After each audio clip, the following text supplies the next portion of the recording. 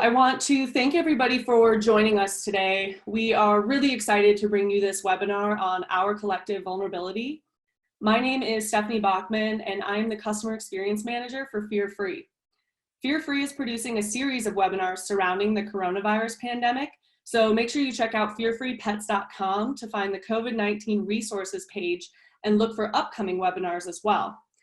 All webinars, including this one, will be recorded and live on this COVID-19 page for reference at a later time. I am going to request that everyone type their questions in the Q&A section in the bottom bar of your screen in the Zoom webinar window. All questions will be answered or addressed at the conclusion of the webinar. I'm pleased to introduce our speaker today. Maria Gore is a social worker with the Argus Institute. Maria obtained her master's in social work at the University of Central Florida. She was previously a veterinary technician and manager at the University of Florida's Veterinary Teaching Hospital in the Large Animal Hospital. Maria has experience in the hospice field, including work in anticipatory and preparatory grief, as well as bereavement counseling. Maria brings a distinctive set of communication skills in working with a multidisciplinary team in the veterinary environment. As part of the Argus team, Maria provides in-house support to pet owners and staff, as well as community clients referred to the Argus Institute support services. This includes quality of life conversations, assisting with resources, education, and grief support. Maria is enthusiastic about helping veterinary professionals manage compassion fatigue and burnout. She has presented numerous workshops with this focus at both the state and national level. Maria moved to Colorado from Florida, where her quarter horse, mare Silky, still resides on her family's farm. Maria lives in Fort Collins with her wife, Lori, their corgi mix, Milo, and their geriatric cat, Emmy Lou.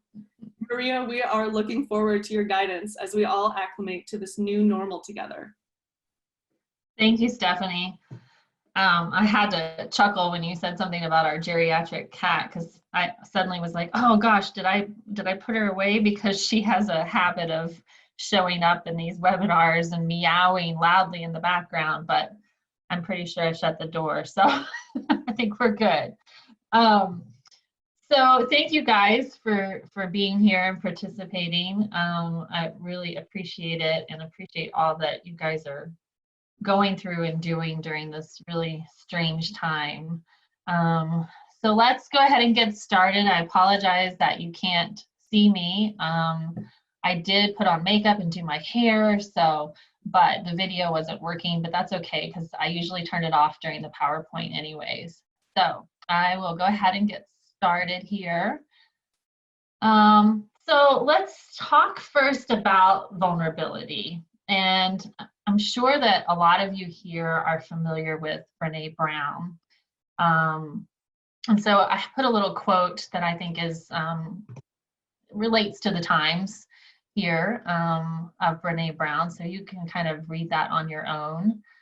And when we talk about vulnerability, excuse me, the definition is about uncertainty and risk and emotional exposure. It's a feeling that we get during times of uncertainty or times of risk or emotional exposure. This includes when we're wanting to show our feelings, but we're not sure what people will think. And times when we really care about something and people will know that we'll be sad or disappointed when it doesn't work out. And some misconceptions of vulnerability. One is that vulnerability is a weakness, thinking I'm weak for feeling this scared. But it's not a weakness. It's actually a measure of courage. And we'll talk about that a little bit later. Another one is an idea that really brave people don't ever feel scared or awkward. But in actuality, being brave is feeling scared or awkward, accepting those feelings, and moving forward anyways.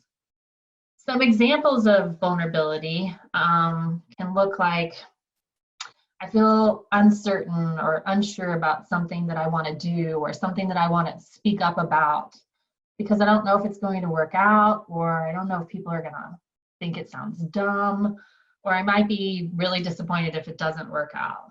Or I want to do something that I think is brave, but I think other people might think it's stupid. Or I want to try something new and it makes me feel too uncomfortable or too awkward to move forward with it. So those are some examples. So let's talk about collective vulnerability. This pandemic has put us in a position where our daily lives have changed dramatically and continue to do so. There's so much uncertainty, and we're constantly reevaluating what's normal. We're grieving our previous reality, or even grieving future plans that have either been put on hold or perhaps have changed altogether. And we're not only vulnerable physically, some of us more than others, and some of us with loved ones that are, but we're also vulnerable emotionally. We don't know what the outcome of all of this is going to be for ourselves, our families, our work community, even our global community. And we find ourselves with very little to no answers. And the very people that we look towards normally for answers also don't have them. Yet here we all are in this position where we have to show up for work, whether it's in a virtual way or a physical way. We have to keep making a living. We have to figure out how to protect ourselves, how to protect our families, and we don't know what's going to happen. And this brings up all sorts of emotions and feelings. And it's in this sense that we are collectively vulnerable. So talking about kind of some of the feelings that come up with that vulnerability, feelings of helplessness, thoughts that there's really only so much we can do to protect ourselves and those that we care about, or really only so much we can do to protect our jobs. Ineffective, sort of like this image. There may be times when we feel like what we are doing, we're fighting a battle with really very little protection. And this can be scary. And some of us are afraid and anxious for different reasons and on a variety of levels. And all of this can be exhausting on both an individual level and collectively as a team. But, and I put this little quote in there because I think if we challenge ourselves by being vulnerable and acknowledging and speaking the truth about the above emotions, this can actually help us to feel empowered, courageous, and authentic.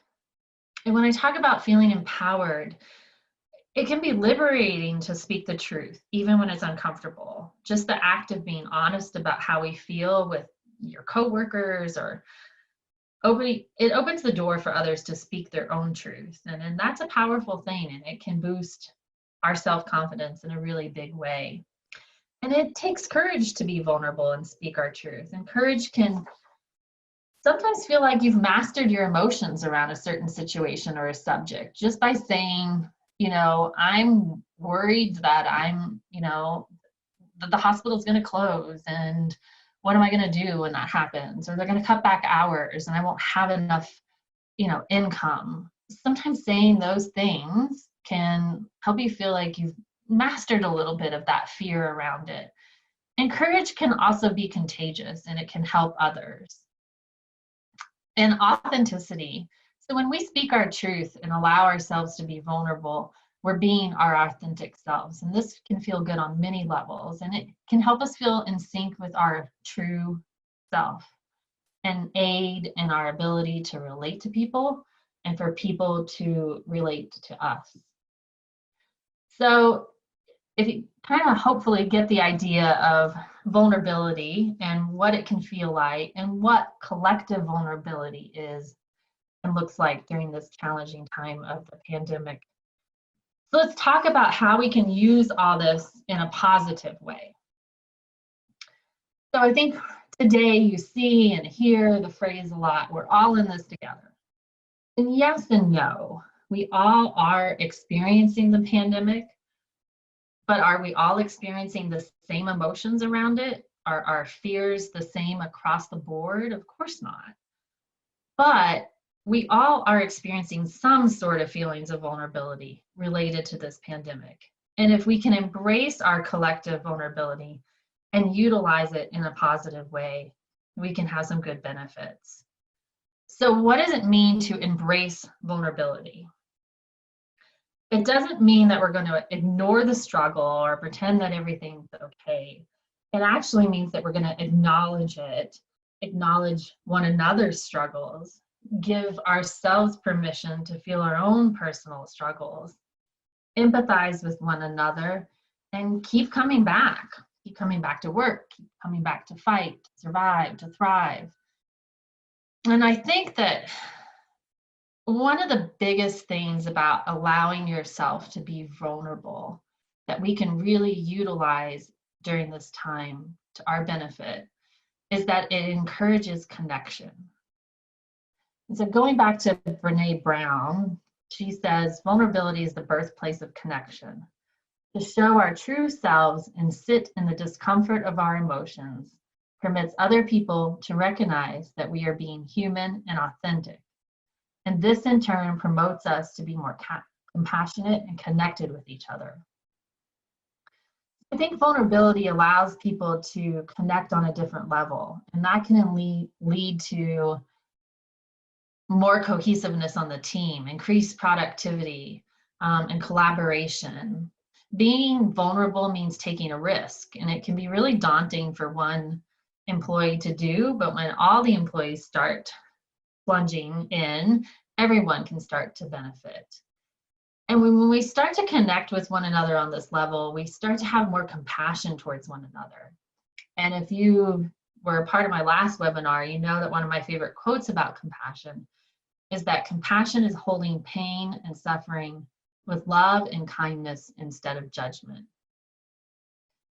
So when we talk about innovation, this pandemic's forcing our workplaces and all of us in it to be more innovative, to figure out how to work safely. And being innovative equals taking risks, and taking risks equals being open to that failure and judgment, and being really unsure about whether something will work or people will even think it's a good idea. So as people start to feel more connected with their coworkers and their leaders, they become more comfortable taking the risks to make a suggestion or to try something new, because they feel like they're gonna be treated more with kindness and compassion rather than judged for their ideas. And when this culture shift starts to happen, I think what you'll see is less resistance to change, because individuals feel a part of the change rather than the change is just happening to them. And we all know how big change is in the workplace and the responses to it. And embracing who we are. So just to touch lightly on this, I think that vulnerability helps us embrace who we are. It goes back to that authenticity and talking openly and honestly about our feelings. It increases our self-worth, and it teaches us and it teaches others to work through some negative feelings. And it helps us be in touch with our emotions and with ourselves, and that increases our resilience and leads to developing good coping skills, healthy coping skills, which is certainly helpful during these challenging times. So what does this embracing cultural or collective vulnerability look like for my team? Especially in this situation when some of us are working on site, some of us are working from home, some of us are rotating.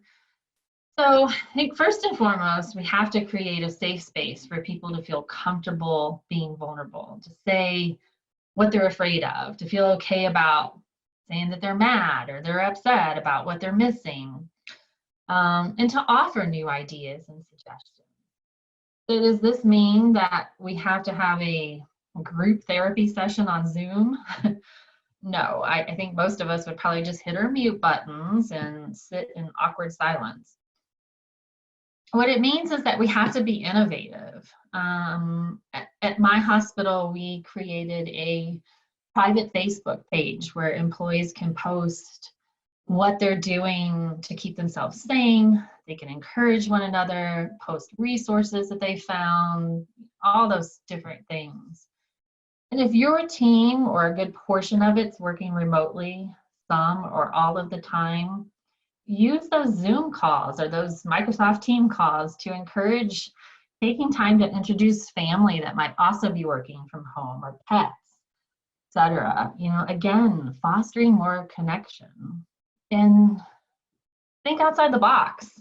Maybe if you can't do a Facebook page, what about a private or what about a bulletin board at work if there a majority of your team's working, on site, and people can write down anonymously or not what they're afraid of or what they're upset about. And on all of these platforms, it may take some prompts, and you may want to start out lightly, like questions like, what's your favorite quarantine comfort food? And this will encourage more participation and build trust and help create that safe space where then you can start to ask the uncomfortable, vulnerable questions like, what scares you the most about the changes our hospital has made? Or what's been hard for you during this time of social distancing? What do you miss the most? And lastly, modeling vulnerability. So whatever your role is at work, but particularly if you're in a position of leadership, if you feel comfortable, you may need to be some of the first to share, to put yourself out there and be vulnerable, to help create these safe spaces. And the hope with creating these spaces, physically or virtually, is that first you start to normalize some feelings for people on your team, which can be helpful at individual and team levels. Because when we see that someone is just as scared as we are, maybe about the same things, we feel a little less crazy, and we can let go of those feelings of feeling weak because we're afraid. So these spaces can help us get to those places of innovation and growth where some really cool ideas and new ways of working can come together rather organically and can happen in a way where people start to feel more involved in the process.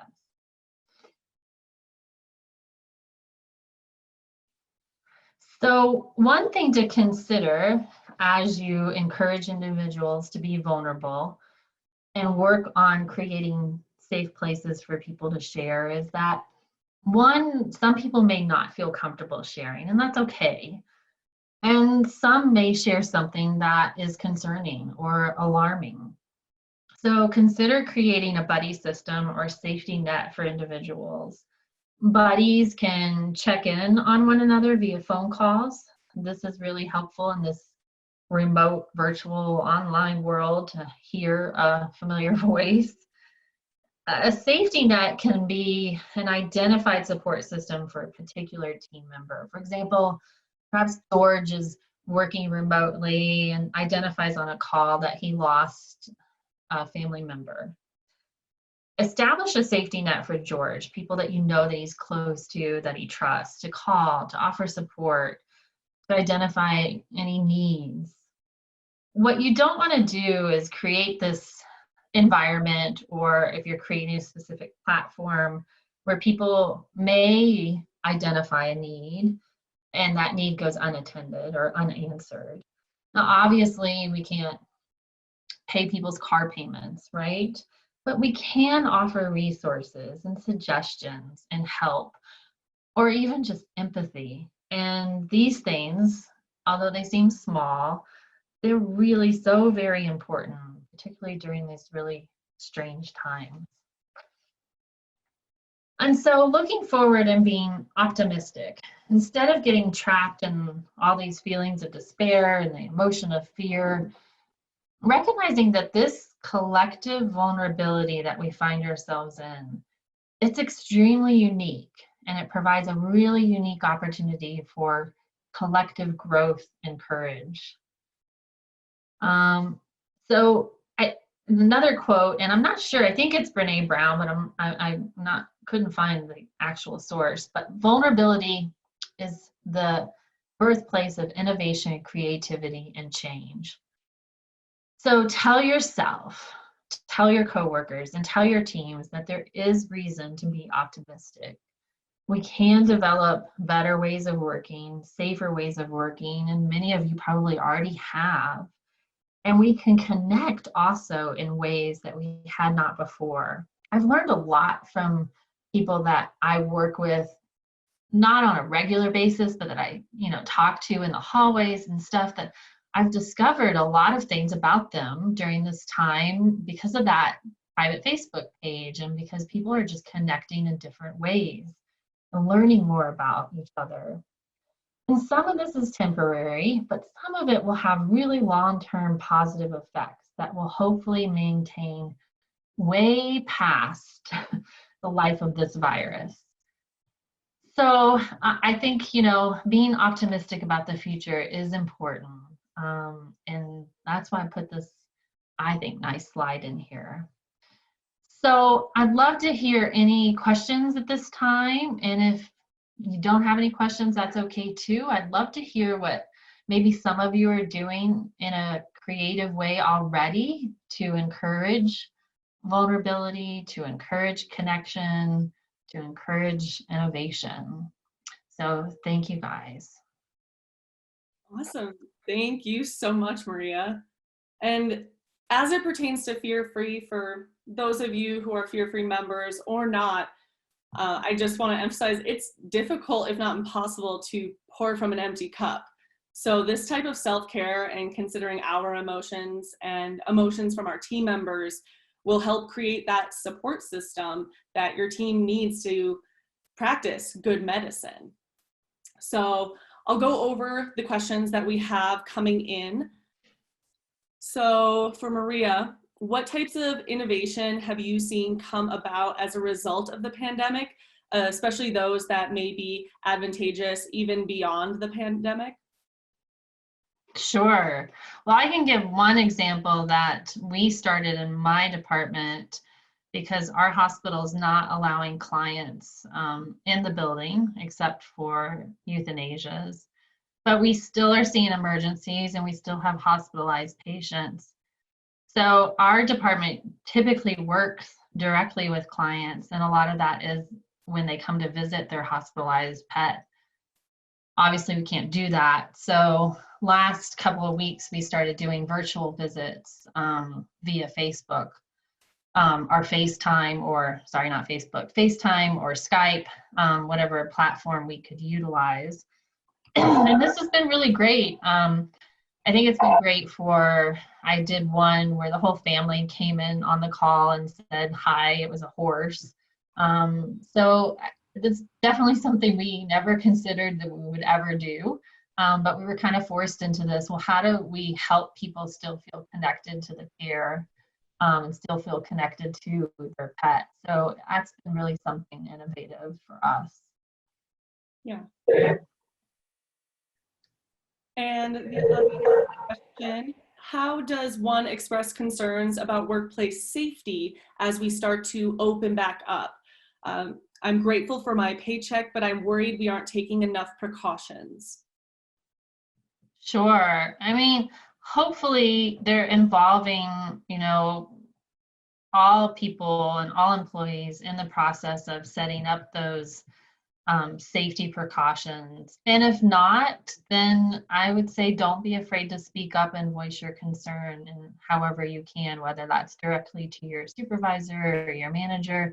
It may just be something that people haven't thought of yet. If they're not in a particular, the people who are making those decisions and developing those protocols, if they're not in a particular role, they may just have not thought about, oh, hey, this person also needs PPE equipment. So, just please don't be afraid to speak up, and hopefully your team is open to that feedback and suggestions. Awesome. And I had a couple answers from people. So Heather mentioned that they're doing Friday happy hours with their staff. I imagine probably virtually, just to stay connected and have fun. I know that we as a staff are doing the same thing. We're trying to have virtual happy hours. So that's a great way to keep people connected and talking. And then Laura also mentioned My team has a weekly Zoom meeting, and since the start of all of this, they have added in a task, like tell us something we don't know about you or show us a hidden talent. It's a great distraction and team builder. I really like that idea. It's almost like a theme. I like that a lot. I may have to borrow that. And I have a couple more questions. So many of my fellow students are in the position where shelter-in-place measures has actually improved their quality of life in many ways. They now experience grief and depression over facing having to return to life as it was before the pandemic.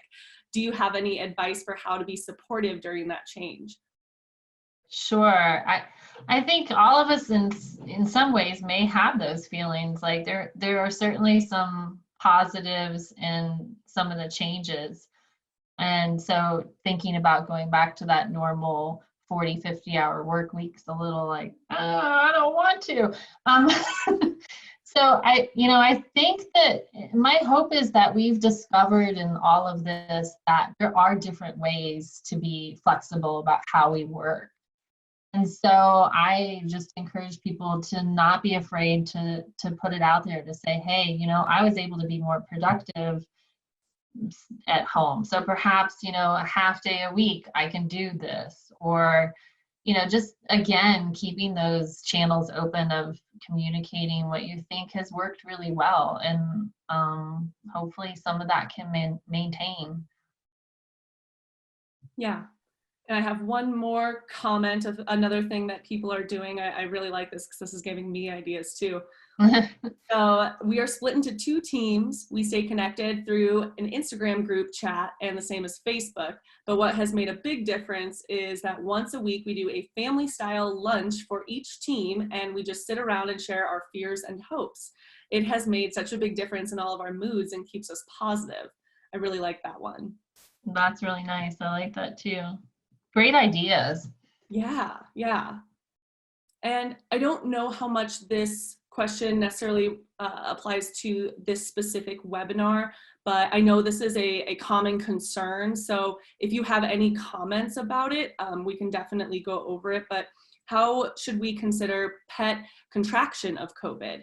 So obviously, I've heard of the tiger in New York. What was that, a month ago maybe, that tested positive, and this past week a pet dog tested positive in Chapel Hill. Well, what I would encourage is that you go to really solid sources for information. And I know, like the World Health Organization has some information on pets in COVID-19. So I would rely on those sources. And I think, everything that I've heard thus far is that we don't have to be concerned about our pets transmitting it to us. For me, I've just tried to, again, keep those really valid resources and limit my time with the news and all the articles of speculation, and just have 2 or 3 really good sources to rely on for news. Mm-hmm. Yeah, I would agree. I've been following the AVMA specifically for news on pets. Mm-hmm. Yes, that's another great one. Yeah. So we'll take this one last question and then we'll end it. So how do you perceive the well-being of the clinicians and staff at your hospital during the pandemic versus before, or has it changed at all? I think it changes on a daily basis, honestly. I think that in the beginning, there was a lot of adrenaline of how to adapt and change.